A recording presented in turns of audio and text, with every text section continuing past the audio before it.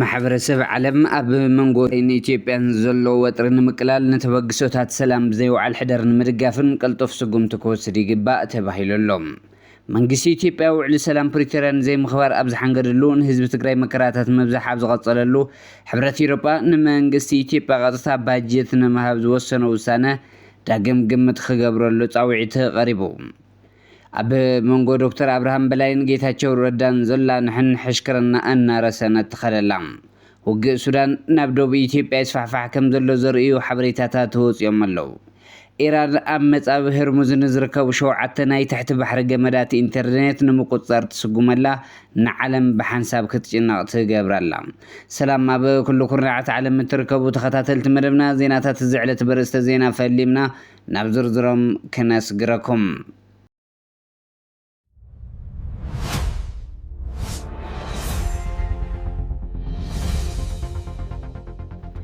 ማሕበረሰብ ዓለም ኣብ መንጎ ኢትዮጵያን ትግራይን ዘሎ ወጥሪ ንምቅላልን ተበግሶታት ሰላም ዘይውዓል ሕደር ንምድጋፍን ቅልጡፍ ስጉምቲ ክወስድ ይግባእ ተባሂሉ ኣሎ ጥምረት ሲቪል ማሕበራት ትግራይ ሓዊሱ ብርክት ዝበላ ውዳበታትን ማሕበራትን ትግራይ ብሓባር ናብ ዓለም ለኸ ዲፕሎማስኛታትን ትካላትን ኣብ ዝለኣኸኦ ደብዳቤ እዩ ነዚ ጻውዒት ተቐሪቡ ዘሎ ኣብቲ ናብ ኣቦ መንበር ኮሚሽን ሕብረት ኣፍሪካ ሓላፊ ልኡኽ ሕብረት ኤውሮጳ ኣብ ኢትዮጵያ ፍሉይ ልኡኽ ውድብ ሕብራት መንግስታት ንቐርኒ ኣፍሪካ ከምውን ንኣምባሳደራት ኣሜሪካ ዓባይ ብሪጣንያን ጀርመን ፈረንሳይ ጣልያን ሓዊሱ ኣብ ዝለኣኸኦ ደብዳቤ ኣብ ፕሪቶሪያ ዝተኸተመ ስምምዕ ምቁራጽ ተጻብኦታት ጠመንጃታት ተቐቢሉ እኳ እንተነበረ ብሰንኪ ቀጻሊ ዘይምትእማን ፖለቲካዊ ጉዳያትን ሕዚ ናብ ዝኸፍአ ኩነታት የምራሕ ከም ዘሎ ይገልጽ ስምምዕ ፕሪቶሪያ ብምሉእነት ክትግበር ብዘይምኽኣሉ ብሕገ መንግስቲ ኣፍልጦ ዝረኸቡ ላዕላዊ ግዛኣታት ትግራይ ሕዚ እውን ተጎቢጦም ተታሒዞም ከም ዘለዉ ከም ሳዕቤኑ ድማ ልዕሊ 1 ሚልዮን ወገናት ኣብ ግዚያዊ መዕቆቢ ተመዛበልቲ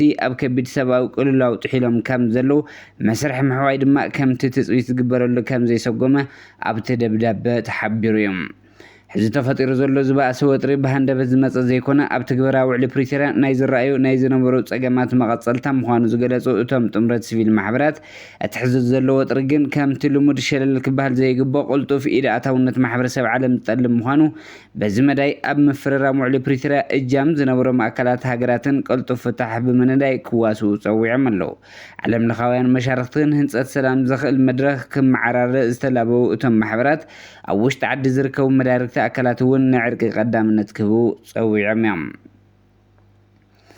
መንግስቲ ኢትዮጵያ ውዕሊ ሰላም ፕሪቶሪያ ዘይምኽባር ኣብ ዝሓንገደሉ ንህዝቢ ትግራይ መከራታት ምብዛሕ ኣብ ዝቐጸለሉ ሕብረት ኤውሮጳ ንመንግስቲ ኢትዮጵያ ቀጥታዊ ባጀት ንምሃብ ዝወሰነ ውሳነ ዳግም ግምት ክግበረሉ ጻውዒት ቀሪቡ ሕብረት ኤውሮጳ ንመንግስቲ ኢትዮጵያ ክህቦ መዲብዎ ዘሎ ገንዘብ እቲ መንግስቲ ኣብ ሓደገኛ ፖሊሲታቱ ዝኾነ ምምሕያሽ ኣብ ዘይረኣየሉን ኣብ ልዕሊ ህዝቢ ትግራይ ንውዕሊ ፕሪቶሪያ ብምጥሓስ ዘብፅሖ ዘሎ ማእለያ ዘይብሉ በደል ይቐፅለሉ ኣብ ዘሎ ኩነታትን ኣብ ግምት ዘየእተወ ብምዃኑ ንኹንን ንቃወምን ኢሉ ዓለም ለኸ ዲያስፖራ መኸተ ትግራይ ማሕበረሰብ ዩናይትድ ኪንግደም መኸተ ትግራይ ማሕበረሰብ ዩናይትድ ኪንግደም ናብ ኮሚሽን ዓለም ለኸ ምሕዝነት ሕብረት ኤውሮጳ ጆሴፍ ስኬላ ኣብ ዝፀሓፈ ደብዳቤ እዩ እቲ ሕብረት ንመንግስቲ ኢትዮጵያ ንምሃብ መዲብዎ ዘሎ ስሩዕ ባጀት لقاحن حجزن لعلي 539 مليون يورو منجست ኢትዮጵያ ንውዕሊ ሰላም ፕሪቶሪያ ንጎንዲ ብምግዳፍ ኣብ ልዕሊ ህዝቢ ትግራይ ዘወርዶ ዘሎ መከራ ከደፈአሉ ዝሕግዝ ብምዃኑ ኣጥቢቕና ንኹንን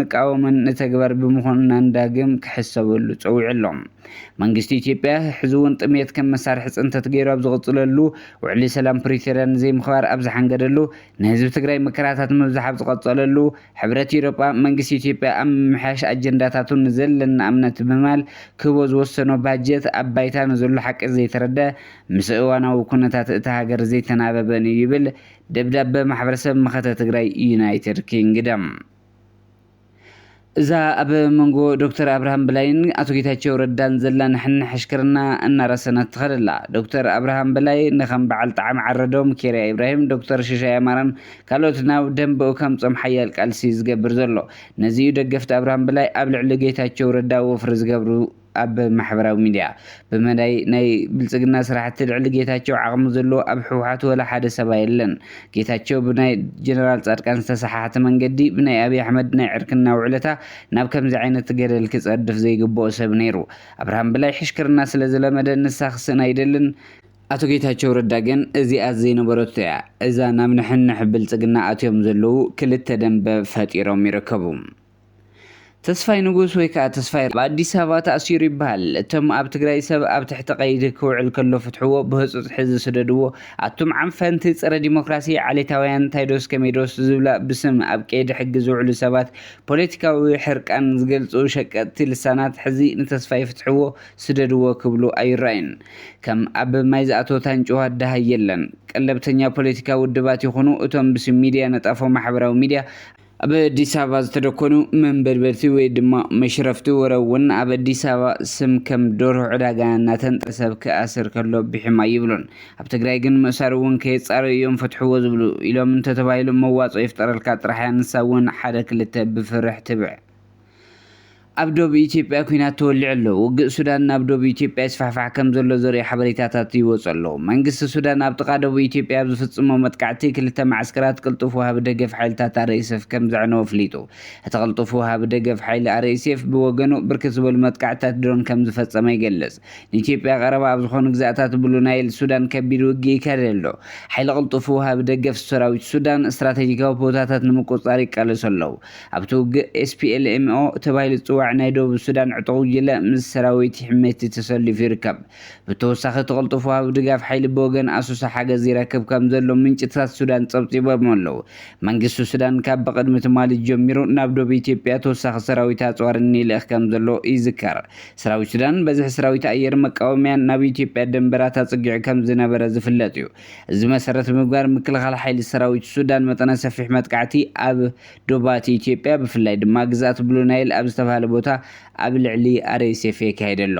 በቲ መጥቃዕቲ እውን ምክልኻል ሓይሊ ሰራዊት ሱዳን ዓበይቲ ዓወታት እናመዝገበ ስትራቴጂካዊ ዝኾኑ ቦታታት እውን እናሓዘ ንቅድሚት ይግስግስ ከም ዘሎ ዝተፈልጠ ኮይኑ ምክልኻል ሓይልታት ሰራዊት ሱዳን ኣብ ጥቓ ደቡብ ኢትዮጵያ ኣብ ዝፈፀሙ መጥቃዕቲ እውን ክልተ ማዕስከራት ሓይልታት RSF ከም ዘዕነወ ተፈሊጡ ኣሎ። ኢራን ኣብ መጻብ ሄርሙዝ ንዝርከቡ 7 ናይ ትሕቲ ባሕሪ ገመዳት ኢንተርኔት ንምቁፅጻር ትስጉመላ ንዓለም ብሓንሳብ ክትጭነቕ ትገብራላ። ኢራን ሉዓላውነት ብምጥቃስ ኣብ መጻብ ሄርሙዝ ንዝርከቡ ዓለማዊ ገመዳት ኢንተርኔት ናብ ግብሪ ምቁፅጻር ተሰጋጊራላ። ኢራን ብመጻብ ሄርሙዝ ዝሓልፉ ትሕቲ ባሕሪ ፋይበር ኦፕቲክ ገመዳት ኢንተርኔት እቶት ንምምጻእ 3 ደረጃታት ዝሓዘ ውጥን ኣቕሪባላ።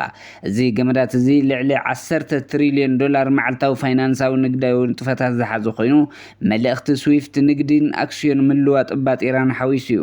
እቲ ውጥን ብመሰረት ዓንቀጽ 34 ናይ ውድብ ሕቡራት መንግስታት ውዕሊ ሕጊ ባሕሪ ኢራን ኣብ ልዕሊ ትሕቲ ባሕሪ ዓምዲ ማይን እቲ መጻብ ዘለዋ ሉዓላውነት ብምጥቃስ ናይ ወጻኢ ኩባንያታት ንመጀመርያ ፈቃድን ዓመታዊ ምሕዳስን ምኽፋል ከም ሜታ፣ ኣማዞንን ማይክሮሶፍትን ዝኣመሰሉ ዓበይቲ ናይ ቴክኖሎጂ ትካላት ብመሰረት ሕጊ ኢራን ክሰርሑ ምግዳድ ከምኡውን ንኢራን ኩባንያታት ኣብ ጽገና ገመድ ሞኖፖሊ ምሃብ ዝብል ሓድሽ ሕጊ ኣውፅያላ።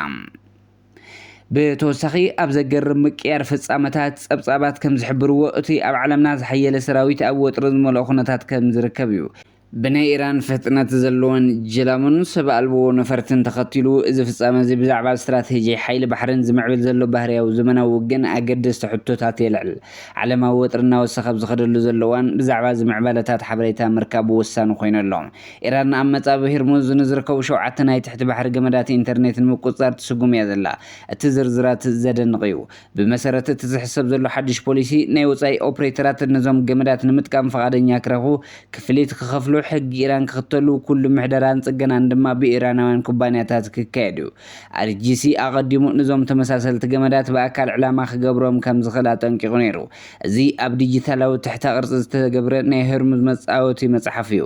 ኢራን ድሮ ኣብ መራኸቢ ምእካብ ክፍሊ ዘቐመጠ ሕጊ ባይቶ ኣጽዲቓላ። ቴህራን ኣብ መንጎ ኤውሮጳ፣ ኤስያን ወሽመጥ ዓረብን ትራፊክ ኣብ ዝስከሙ ገመዳት ዳታ ተመሳሳሊ ሌቨሬጅ ንምትግባር ትዳለላ። እቲ መጻብ ድሕሪ ሕዚ ነዳዲ ምሕንካኽ ጥራሕ ኣይኮነን።